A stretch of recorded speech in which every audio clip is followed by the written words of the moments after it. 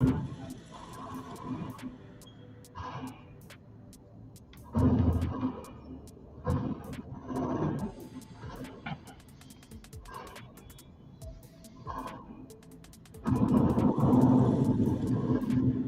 morning, everyone. Today we have a special podcast series. We're talking about New York State concealed carry weapons courses held by Guardian Group Services, conveniently located in Brooklyn, New York.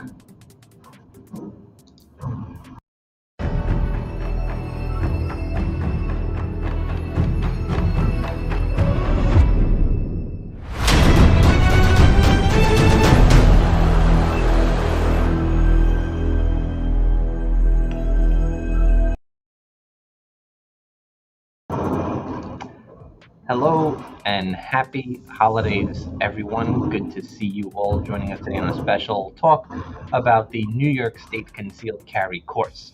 Once again, my name is Charles McNamara.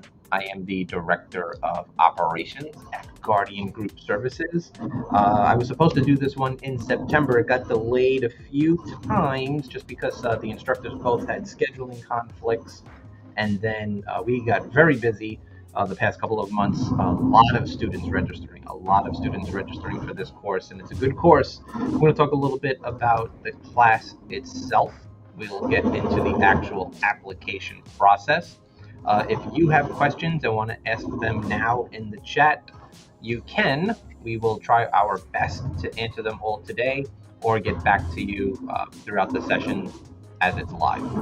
If you have any questions about the training class, if you're interested in registering, the best place to do that will be on our website. But you can also email us at info@guardiangroupservices.com. Once again, my name is Charles McNamara. I'm the Director of Operations, and my background, tell you a little bit about that for those who are interested. Prior military, United States Army. I've been in the training industry for the past 2 decades, have a degree in criminal justice, and I really enjoy what I do because of the people I work with. This training class, the concealed carry, is a little different than the armed guard course. We'll talk a little bit about that later, but they're two very different courses. You can think of the concealed carry as your personal weapon for your personal protection, whereas the 47-hour training for the armed guard is if you're going to be working in the industry as a armed security guard. So 2 different licenses. We'll get into that process because I know people are looking to become an armed guard, have to have a pistol permit and a security license, all that good stuff.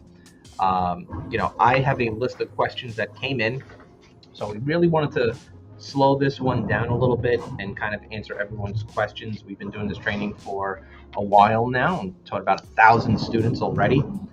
Some of the questions that have come in is, what type of people do you see obtaining their concealed carry license?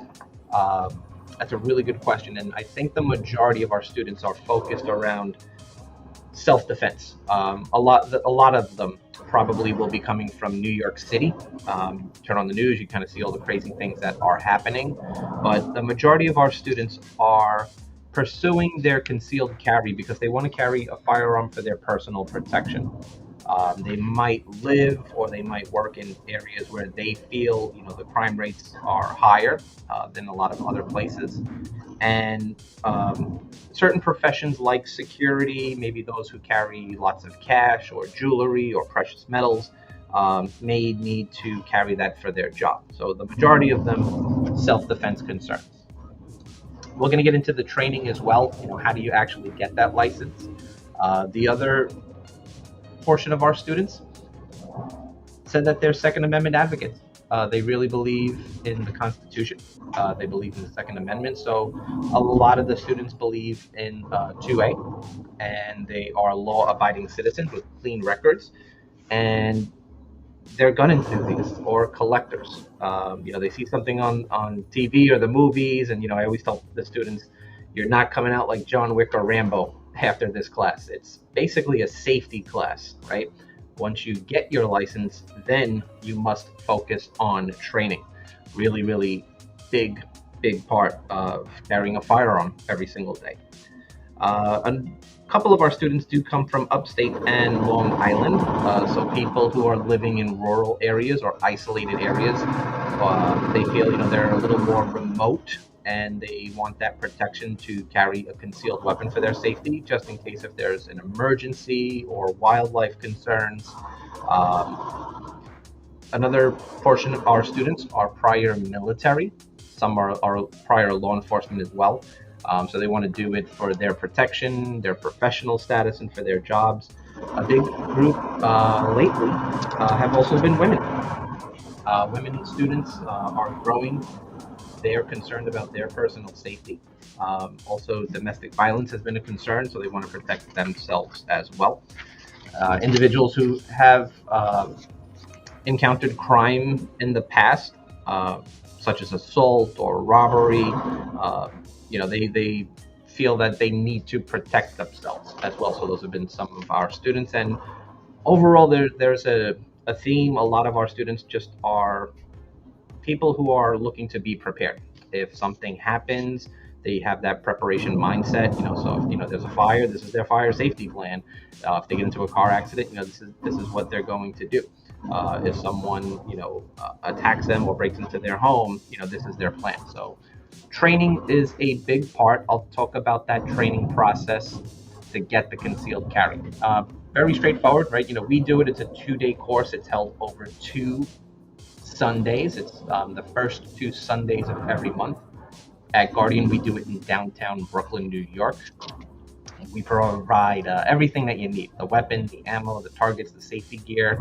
And if you're interested, you can go to our website, guardiangroupservices.com. Convenient. It's in downtown Brooklyn. Every bus, train, subway, car, bike, any way that you need to get here, you can get here. It's very, very easy to get to. So check out the dates, see what works best for you at guardiangroupservices.com.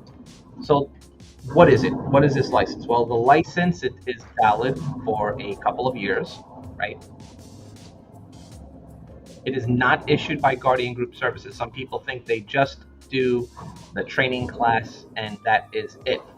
That is not the case. After the training class, you must apply with your licensing agency, right? Whether it's NYPD, county clerk, right? You have to apply with the state. They have to do your fingerprints. They have to do your background check. There's a lot of paperwork that's involved that you'll have to provide. But you must apply after the class. 2 different things that we talk about with training, right? After the fact, because sometimes people get these 2 confused. They're very different. You have defensive training, right? Someone who might be trying to attack you with deadly physical force. But then you also have competition shooting, right? You're at X amount of yards, shooting at a specific target, and scoring. So competition and defensive shooting are 2 very different things. 2 very different things when training. Most defensive encounters are going to be very close up, within 3 to 5 yards. Competition shooting, very different. You might be at 7, 10, 15, 20, 50 yards for training, but you have to build your skill set. Also, holsters, right? You need to know what kind of holster that you are going to use, right? Is it going to be something on the body like a chest rig? Is it going to be a belly band where it's very stretchy? Is it going to be inside the waistband, IWB? Is it going to be outside the waistband, right? You need to know what and how you are going to carry that firearm. Big choice. Also, one of the other things that you will have to consider, the type of weapon. The type of weapon that you want to use. Are you going to use a rimfire, striker fire, a revolver, semi-automatic pistol? Very, very important. Many different types that are out there. You have the M&P, you have Springfield Armory, you have the Glock, you have the Sig Sauer, many different weapons out there. But you got to know which one you are going to use. In our training class, we use Glock. Seems to be the easiest option for most, but not everybody's going to want to carry a Glock, and we do understand that.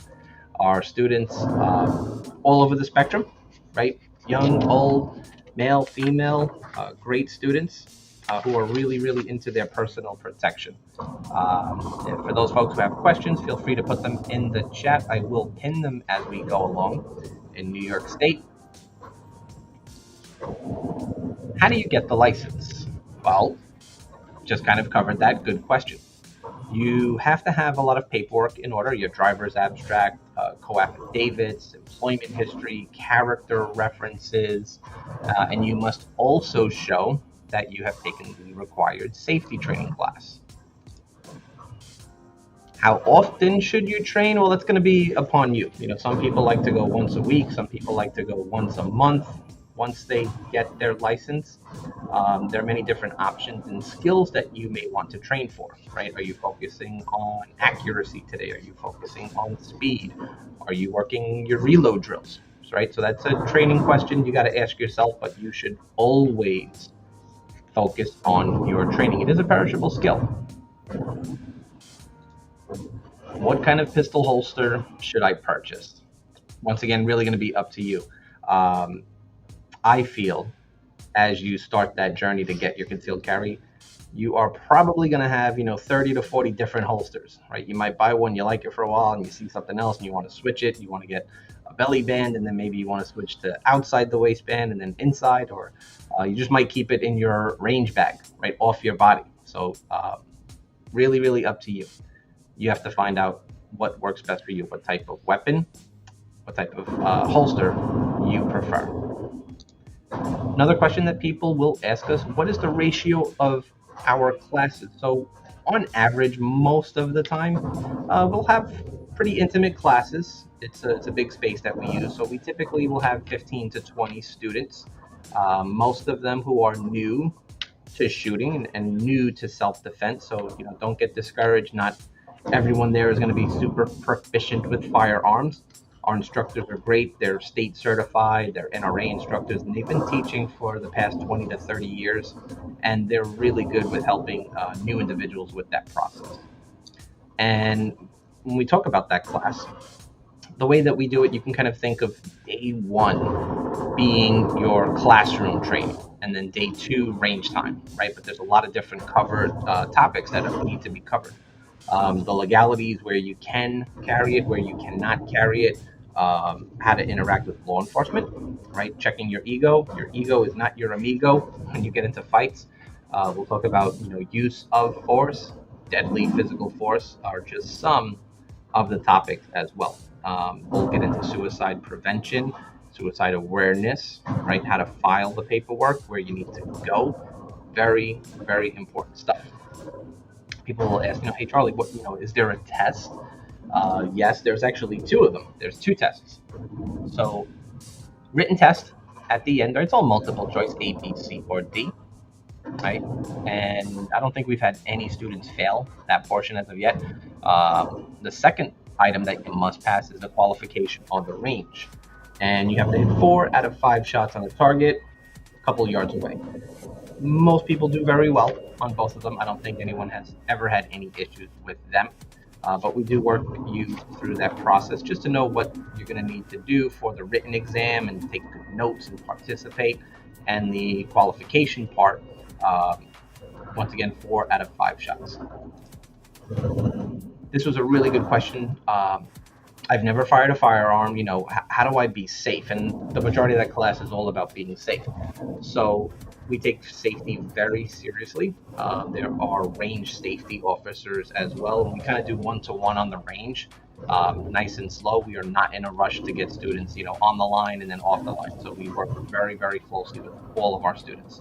And if they are not comfortable with something, we'll pull them off the line, coach them through it, and work with them, step by step by step.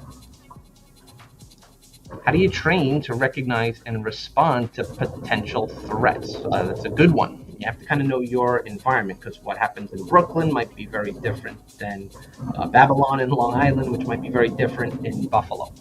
So we do talk about, threat assessment, threat awareness, staying vigilant, knowing your surroundings. as far as target acquisition, using your front sights, your rear sights, lining up, getting good sight picture, good grip, in the event you have to use your firearm. Those are the most common questions that we get during this training class. And if you are interested in getting your concealed carry, it's never been easier. Guardian Group Service is here to help you. We offer that training class every month, the first 2 Sundays of every month. Great question coming in from Drew. Do you offer training for those wishing to get their LEOSA after permits? Yes, Drew. Happy holidays. Good to see you, my friend. Army strong. Yes, we do assist with that as well. We are very friendly to military and our law enforcement training community. They also want to do force on force training with us, so we do a lot of that fun stuff as well. No, I will not be the guy, out there taking those hits, but yes, we do offer that as well if you are interested. But check out the website, guardiangroupservices.com, if you are interested. Folks, feel free to ask questions in the chat as we go through. We will try to get to all of them today. We are on all the social medias, right? So check us out on Facebook and Instagram and LinkedIn, YouTube, all that cool stuff. We're trying to be everywhere and help those in New York State. Very scary times. You turn on the news, a lot of crime in some of the areas that we live and work in, especially in the 5 boroughs. So I know that's one of the reasons why many people have been going through this process to protect themselves and their family.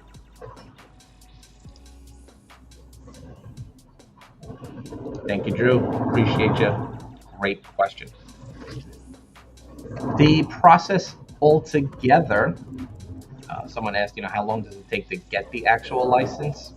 Depends. I wish I had a better answer for you, but it all depends. Some of our students have gotten it within 3 to 4 months. Some of our students, 8 to 9 months, and some individuals, over a year. A lot of it will have to do with the required paperwork that you need to get in order.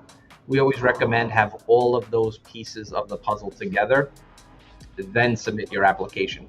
You want to make it as easy as possible for that person accepting your application to have everything together in one shot. This way they can schedule your fingerprints, have you come in, do your investigation, do the background check, and then issue the license. Depends on the agency and the location, the time that it's submitted. But as of right now, there are thousands of people on the wait list, but no better time to train than now. You've got to start that process. Once again, we offer that course every single month with Guardian Group Services. If you have any questions, you can email us at info@guardiangroupservices.com. We'll be happy to help you. The owner, Bruce Weiss, and myself are here if you need assistance with that process.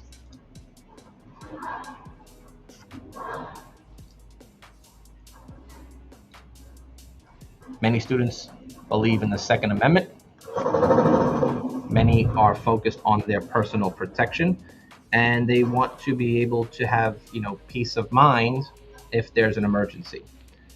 They want to be their first responder. Obviously, in those type of emergencies, seconds do count. They have to respond immediately to protect themselves and to protect loved ones in a dangerous situation. If you're interested, you can call our office at 646-767-2477. We're happy to help you get through that process. Once again, it has become a little bit easier to obtain that New York State concealed carry license, but once again, you've got to go through that process. With that said, folks, my name is Charles McNamara. Want to wish you all a happy holiday season. If you're interested, you can check out the dates and book it online. With that said, stay safe, stay alert, stay alive.